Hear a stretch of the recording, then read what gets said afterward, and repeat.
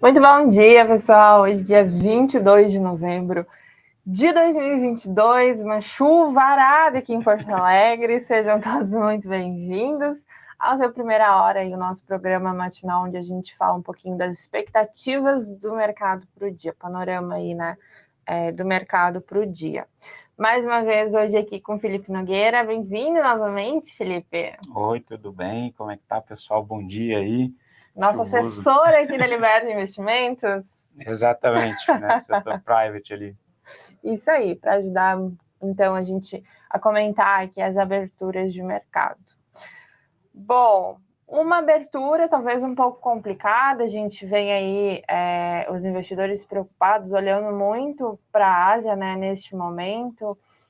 A gente tem a política de Covid-0 aí, né, sendo imposta novamente. Puxar aqui que saiu uma análise da Bloomberg, que vale a pena a gente comentar logo de início, falando que essas restrições da política de Covid-0 poderia aí afetar mais ou menos 1/5 da economia chinesa. Isso é bastante preocupante, né? A gente sabe a relevância da economia que a economia chinesa tem no mundo, né? E surge aí, então, mais alertas ainda para os investidores, né, em todo esse cenário. E eu acho que dá para a gente também já aproveitar e falar um pouquinho de commodities. Vamos. Nogueira estava falando agora, há pouquinho aqui eu estava ouvindo ele já falando do minério inclusive. de ferro, acho que foi, né? A gente... aí petróleo. Isso, a gente tem aí petróleo, né, em alta nessa manhã, minério de ferro fechou em queda, né? O que acontece ali na China, né? Eles pegaram uma cidade industrial bem importante, eles utilizaram meio que como um teste, né? Para essa liberação, para o afrouxamento das regras de Covid-0. Lembrando que as medidas adotadas pela China de Covid-0 contra o Covid, né, de restrição de circulação, foram muito mais incisivas, foram muito mais duras em 2022 do que 2021. Enfim, aí eles pegaram essa cidade, fizeram esse processo de reabertura como um teste e os casos de Covid explodiram. Então, a gente já teve no fim de semana 3 mortes, né, coisa que não acontecia há 6 meses na China, e aí isso daí que vem causando uma certa preocupação, e a gente... Milhares de casos já por lá, né, e as preocupações só aumentam nesse quesito. E a China, ela tem um problema que ela é muito fechada a economia, e aí uma dica, até conversando com o Stormer, assim, talvez... Nosso expert aqui da Liberta. Exatamente.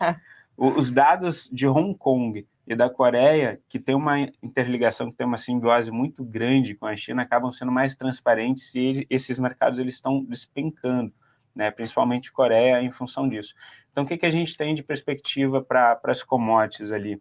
Né? Em relação ao petróleo o petróleo, né, o petróleo Brent, que é referência para a Petrobras, ele está num processo de queda, né, de topos e fundos descendentes, muito em função da desaceleração econômica global, então o pessoal projetando uma menor demanda. Ontem foi um dia de muita volatilidade, porque soltaram uma notícia de que provavelmente a Arábia Saudita, né, e alguns países do OPEP, eles aumentariam a produção, e a notícia ela foi desmentida no mesmo dia. Então a gente está numa situação de topos e fundos descendentes, mas ontem a gente teve essa diminuição. E para a parte do minério de ferro, a China prevendo que os indicadores, né, estão mais lentos, a aceleração econômica dela está muito mais fraca, eles estão diminuindo também o consumo de certas commodities como minério de ferro, eles têm consumido muito mais os estoques internos, e isso daí tem feito também com que o preço ele venha corrigindo, né, estabilizando ali um pouquinho, mas mais num sentido de baixa. Então a gente tem a Austrália, por exemplo, ela até subiu, Austrália e Japão são únicas distantes ali na Ásia hoje, né, estão subindo muito em função de energia e minério, mas a gente vê China, Hong Kong,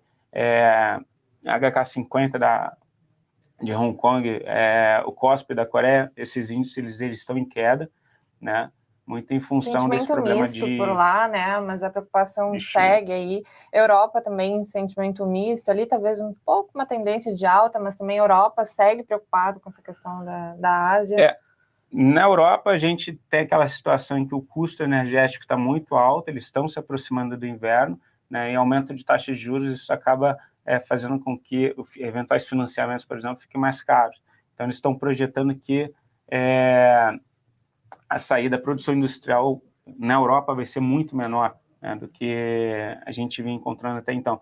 E aí a gente tem alguns países, por exemplo, Espanha, Itália, Inglaterra, com inflação já acima de 10%, coisa, né, muito diferente, assim, né? O Brasil parece que virou Suíça dentro desse cenário aí, com a inflação caindo, né? Mas aí o pessoal também projeta essa menor venda das empresas, um pior resultado para as empresas, e aí a Bolsa Europeia também costuma cair aí. Puxando o Brasil agora, ontem a gente fechou aí em alta de 0,81%, por sinal agora coloquei aí o painel para vocês acompanharem junto com a gente. E destacando, né, aqui em questão do nosso mercado, da nossa bolsa, a gente teve um ativo que foi aí bastante relevante no pregão de ontem, né, eu acho que surpreendeu aí todo mundo, que foi Copel, né, que teve uma alta de mais de 22%, não valia tanto desde 1997, se eu não me engano, estava vendo agora de manhã, né, Felipe? E tudo por causa de rumores de privatização, né? E aí o ativo disparou. A gente veio de um fim de semana com notícias conturbadas ali, né, com áudio de ministro do TCU, enfim, mas aí a gente teve como a gente comentou ontem. Como a gente comentou ontem, mas a gente teve duas notícias positivas, uma especificamente ali para o Paraná. O Ratinho Júnior, ele falou sobre a possibilidade de privatização ou diminuição da participação estatal em Copel, por exemplo, podendo chegar a 15% do Estado. Isso favoreceu outras empresas estatais também do Paraná, né? A SAP também foi uma que disparou ontem com essa possibilidade de privatização, né? O pessoal projetando aí uma melhor eficiência, uma menor interferência política na gestão dessas empresas. Vou até trocar aqui o slide. Eu acho que agora sim o pessoal está vendo aqui os ativos, as maiores altas de ontem da Bolsa ali. E a gente teve também uma notícia, assim, dentro da equipe de transição, o Nelson Barbosa, que é integrante da equipe de transição, ele trouxe o número de 136 bilhões, tá, acima do orçamento. Então, esse seria o valor a ser furado dentro do teto de gastos da PEC, que vai ser apresentada hoje, inclusive. Então, isso daí também trouxe uma certa tranquilidade para o mercado, né? Ele acabou reagindo positivo, ele começou de manhã com uma queda forte, mas depois ele conseguiu voltar e fechar positivo, né? Para complementar também, né, o Congresso aí parece que vai impor limites, né, essa PEC da transição, e tudo isso também ajudou aí a melhorar um pouco o humor dos investidores no dia de ontem. Exatamente. E o texto, né, a gente continua aí sem saber exatamente o que vai ser dito, né, que o Felipe deu uma pequena prévia do que a gente pode encontrar ali, mas o texto em si continua sendo negociado aí, né? Eu estava conversando com um conhecido que é deputado federal, ele estava falando mais ou menos o seguinte, né? O Centrão, durante o governo Bolsonaro, eles acabaram ganhando espaço com a emenda de relator, né, que é chamado de orçamento secreto. É uma parte do orçamento federal em que os parlamentares eles definem a destinação, né? E aí a equipe da esquerda, do Lula, quando eles chegaram ao poder, eles falaram, a gente vai acabar com essa questão de emenda de relator, né, ou chamado orçamento secreto, vai diminuir, então, o poder dos congressistas definirem a destinação desse recurso e eles compensariam dando aí 13 ministérios distribuídos ali pelo Centrão para tentar cooptar o Centrão e com isso daí eles conseguirem as aprovações necessárias, tá? Só que o Centrão, eles falaram que não, que eles não abririam mão dessa questão orçamentária, né, da emenda do relator e queriam os 13 ministérios. Então, provavelmente estão avançando nesse sentido. Contanto que já tem-se um valor de 136 bi, né, de furo do teto. Então, se não acontecer nada muito radical, o pessoal gostou ontem que eu falei Brasil sendo Brasil, né, se não acontecer nada muito diferente, vai ser mais ou menos isso daí.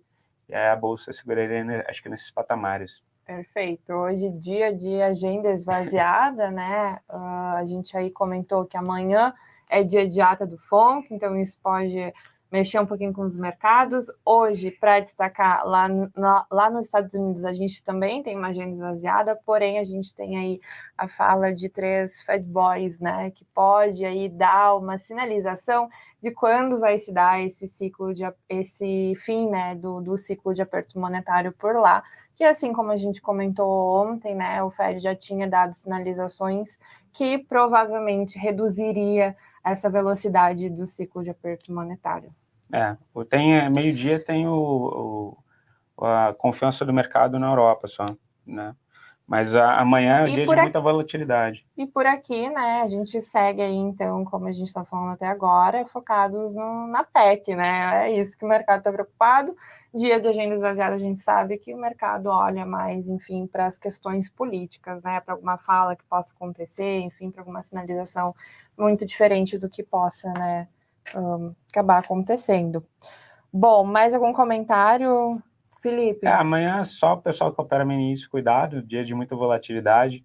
Eu não sugiro que o pessoal pegue, que geralmente pega os estoques de comprados e vendidos, Perfeito. né? Mas é isso, né? Vamos esperar, aguardar a segurança. Quinta-feira aí, um pouco da sexta-feira, a gente não tem pregão por lá, né? Dia de ação de graças na quinta, lá nos Estados Unidos, menor liquidez por aqui, enfim, a gente tem que ficar de olho.